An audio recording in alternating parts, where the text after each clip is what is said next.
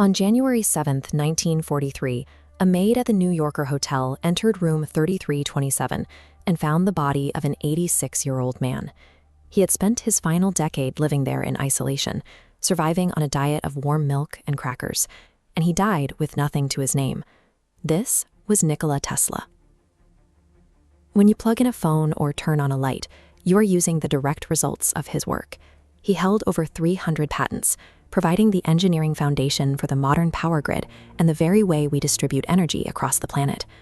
Despite these contributions, Tesla's name lacks the immediate, ubiquitous recognition of his peers.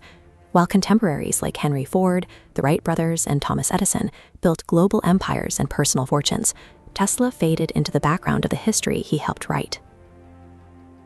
Tesla possessed a mind capable of performing complex calculus and perfecting mechanical designs entirely through mental visualization, rarely needing to commit a sketch to paper. He was an intellect of the highest order, which makes his destitute end a confusing historical anomaly. This decline wasn't caused by a failure of his technology. Instead, his trajectory was defined by a series of high-stakes decisions, where the requirements of scientific progress and the demands of the commercial market were in direct conflict. Tesla arrived in New York in 1884 with only 4 cents in his pocket and a letter of recommendation.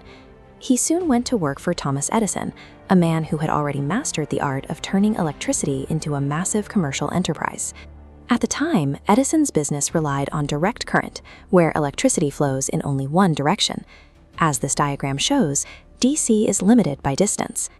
Tesla proposed alternating current, a system that periodically changes direction, allowing electricity to be stepped up to high voltages and transmitted across hundreds of miles. Edison viewed Tesla's superior math as a liability. He held the patents for direct current infrastructure, and the widespread adoption of alternating current would have effectively liquidated his financial empire. The relationship soured over a broken promise. Tesla claimed he was offered a $50,000 bonus to redesign Edison's inefficient DC dynamos. When he succeeded, his request for payment was met with a dismissive joke about his lack of American humor. Tesla resigned immediately.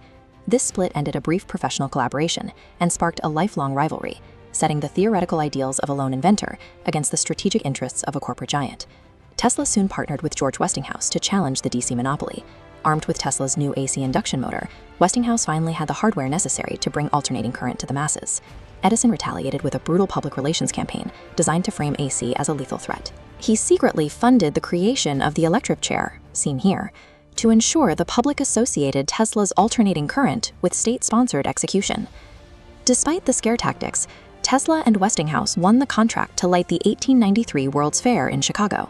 They turned the exposition into a massive, glowing proof of concept, demonstrating the safety and scale of AC power to 27 million visitors. This victory led to the construction of the first hydroelectric plant at Niagara Falls. By successfully powering the city of Buffalo, Tesla's system proved it was the only viable way to energize a growing nation. But the war of the currents had been expensive. Westinghouse's company was $10 million in debt and on the verge of collapse. He went to Tesla with a plea to reduce his royalty payments to save the business. Tesla responded by tearing up his contract. He walked away from $12 million in royalties, worth over $300 million today, to ensure the company survived and his technology remained in use. While this act of loyalty saved the Westinghouse Electric Company, it stripped Tesla of the personal capital he would need to defend his future inventions in the years to come. In 1895, a fire tore through Tesla's New York laboratory. It destroyed years of research, countless specialized instruments, and his physical records, marking a catastrophic loss for his independent career. While Tesla worked to rebuild, Guglielmo Marconi was racing to develop radio technology. In 1901, Marconi sent the first transatlantic radio message, a feat achieved using 17 of Tesla's own patents. Edison leveraged his financial influence to support Marconi, and in 1904, the U.S. Patent Office abruptly reversed its previous decisions, stripping Tesla of the radio patent and awarding it to Marconi. Tesla turned toward a larger goal: Wardenclyffe Tower. He envisioned a world of free, wireless energy and communication, a project decades ahead of its time. Lacking his own fortune, Tesla relied on external financiers.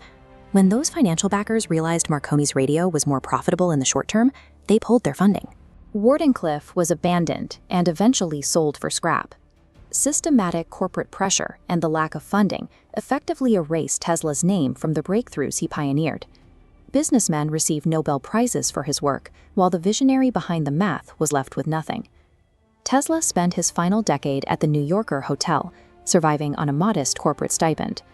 To the financial giants of the early 20th century, a man who could not accumulate wealth was seen as a failure of his own design. However, focusing on his bank account ignores the scale of his intent.